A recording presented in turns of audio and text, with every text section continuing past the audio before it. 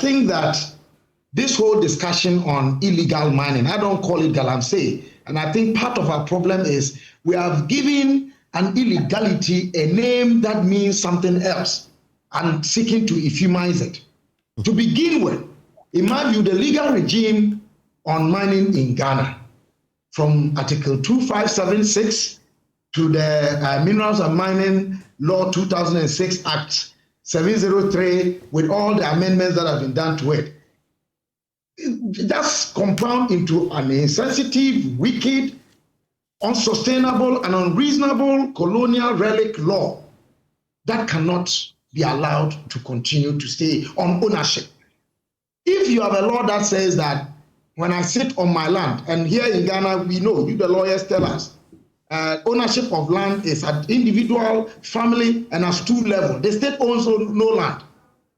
And yet, when a mineral is found anywhere in this country, and we know from the records of survey reports 1913, A.E.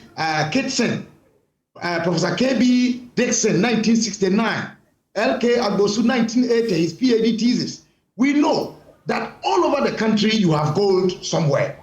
We say that when gold is found somewhere, that gold or that mineral is the property of the Republic of Ghana and is held in trust by the president on behalf of the people, such that the state can forcibly enter that land and only pay compensation. This has been partly the problem that is associated with the illegal mining. Then, because of the unreasonableness, we are not able to enforce properly even the proper laws that we have made of them. Don't mine within certain period, don't go to a certain extent closer to water bodies, and so on and so forth. And if you take the 4 licensing regimes from the reconnaissance through exploratory, through the environmental and environmental permits, and then the mining lease at various stages, which have got to go through certain protocols, we skip them. And people holding, if you like, reconnaissance certificates have gone into mining, and we watch them.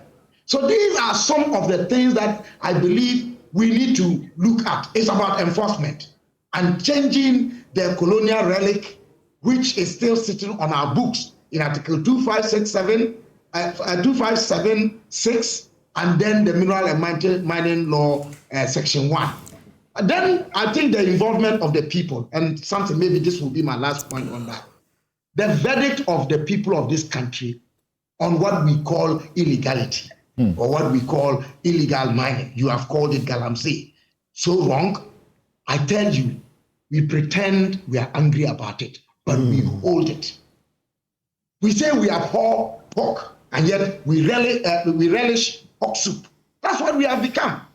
Go to our communities and hear that some people are coming to explore mining, and see how our chiefs troop to them.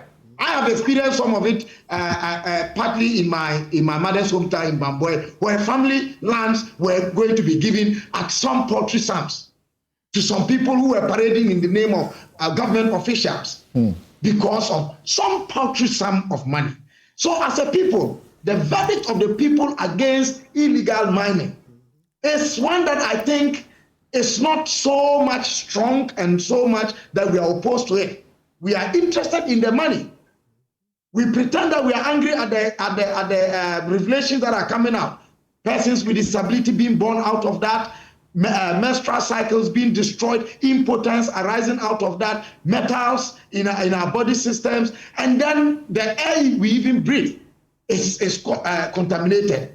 But is it something that we are dissatisfied about and we are concerned to change? I think the verdict of the people out there is not one in the negative, and that's why we are still living with it. If the verdict of the people was negative, that we don't want the illegalities, something I tell you, the president and the team and whoever politicians are will have very little to do to make sure that we get over these things. Demonstrations.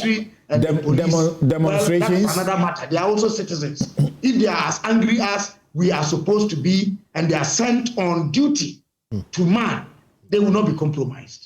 So let us rethink as a people. What can the citizens do apart from what they do at elections, because as around this table, we have heard that the NPP was punished partly for not fighting this. What can the citizens do? Demonstrations or what? There are contrary views to that point, but we don't have the time to discuss it in terms of who voted for who in those constituencies where mining activities are very rife. The point is that citizens have a duty at all times to do more. Something I'm saying we must begin with giving meaning to our claim that we are against it. I am making the accusation that we pretend to be against it, but we enjoy it. So you and I, what should we do? Guess what? I'm tired talking about this subject. Yes. I have been moderating discussions over Galamsey in the last decade, hosting this show. You call it illegal mining. yeah, illegal mining, you know? Yes. An existential threat. We have heard about it, that we are going to lose our water, we are going to import water. Who is going to be able to afford that? First, to you directly, what we must do is not to get tired talking about it. That's the first point.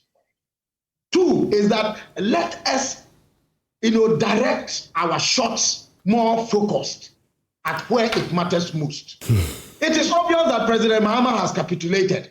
And Kofi has made it clear that when they were saying it, he knew they would not. And the history of mining in Ghana will show you that we are even targeting a section of it. We are looking at those we claim are small scale or do not have licenses. What about the big mining companies? Those with the big names, who are sometimes behind these things? The chiefs, the people ourselves. When it comes to away around the law. So let us be sincere. Thank you, Dr. Bomfeh. Yes. And we will get it right. Adam, we were told by the transport minister